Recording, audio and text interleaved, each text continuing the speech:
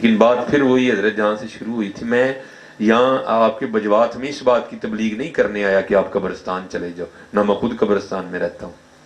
ہاں اتنا ضرور کہوں گا بھائی، جہاں بھی رہو بس یاد رکھو جانا ہم نے بھی قبرستان ہی ہے، بس اتنا یاد رکھو. لائنیں آپ کی بڑی سیدھی، بس یا بول قبرستان کبھی کبھی جایا کرو. لیکن اے پھایا جڑا جنہاں نو کتے چھڑ جائیو حضرت، یہ تینے تانوں قبرستان ہی ککھ نہیں یہ کرن دینا. جا کے وہاں بیٹھو حضرت، اور جو قبروں کے اوپر وہ سلیٹیں لگی ہیں نا ان کو پڑھو حضرت، اور پھر سوچو یار ایک دن میری بھی لگنی. بڑی ٹھنڈ پڑ جائے گی اندر حضرت، ہاں بڑی ٹھنڈ پڑ جائے گی، بڑی ٹھنڈ. بہرحال وقت کافی ہو رہا ہے، 12:30 تقریباً ہو گئے. مجھ سے بڑا پیار تھا حضرت ان کا. میں ایک دن اسی طرح آیا، جمعرات تھی، شاید انہوں نے گھر جاتے ہوئے دیکھ لیا ہوگا، بندہ بھیج کے نا مجھے بلایا. میں گیا تو تب 1000 کا بڑا جو نوٹ ہوتا تھا نا وہ والا، پہلے مجھے پکڑا کے نا، تو پھر بعد میں مجھے کہتے ہیں مولوی جی کو وہی کام کہیے تو ساڈا کر دیو گے. میں جناب ایک چھڈو تو 1000 دسو میں کر دیا گا. فرمان لگے یار اسی تو ہن لاہور جا نہیں سکتے، تے تو لاہور آندا جاندا رہنا ہے. تے لاہور ایک بڑا مشہور مزار ہے بابا چھتڑی والی سرکار، تے اوتھے ایک مرزوب بیٹھے نے تے ٹھنڈ بڑی ہے تے انہاں کول کمبل نہیں کوئی، تے 1000 میرے لو رکھتے کمبل لے کے تے انہوں نے ساڈے لو پہنچانے. میں جناب کم ہو جائے گا. ہم لاہور گئے. اللہ حضرت اس دور میں بھی 1000 کا کمبل نہیں آتا تھا، ہاں جی، لیکن لاہور میں ایک آپشن موجود ہے لنڈے کا، جہاں آپ کو بڑی اچھی کوالٹی کی چیزیں بڑی سستی مل جائیں گی. ہم چلے گئے. میں ایک اپنے خان بھائی سے ہم نے بڑی بحث کر کے 800 کا ایک کمبل لے لیا. 200 بچ گئے، وہ میں نے جیب میں رکھ لیے کہ چلو سیالکوٹ واپس جاؤں گا تو بابا جی کو دوں گا، بڑے خوش ہوں گے. اب جب لائے نا مدرسے میں کمبل تو دل میں خیال آیا یار ایک اللہ دے دوست نے کمبل لینا ہے، پتہ نہیں وہ نجاست غلیظہ ہے خفیفہ ہے کیڑی ہے کی معاملہ ہے. بہرحال ہم نے اس کو اچھی طرح دھویا.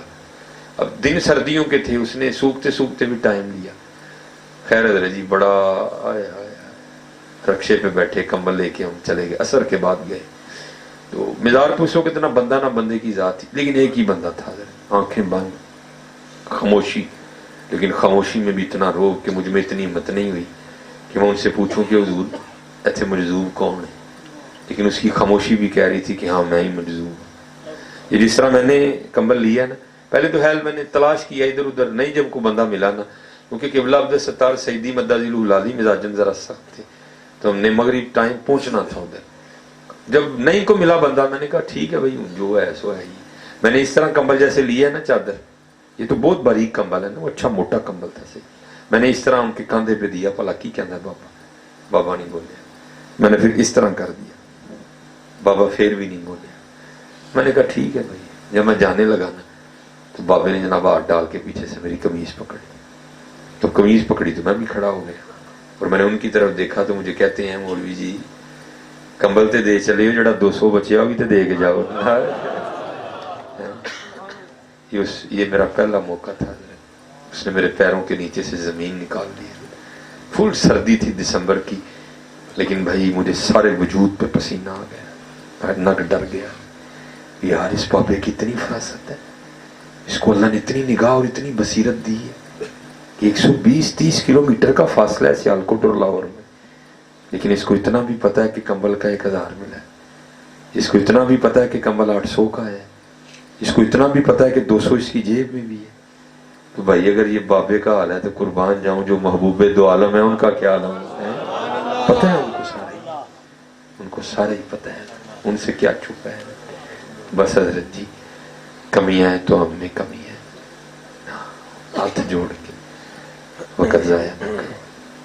لو لو اللہ اللہ لو لو اللہ. جاگ فقیرہ جاگ ویلا سرگیدہ،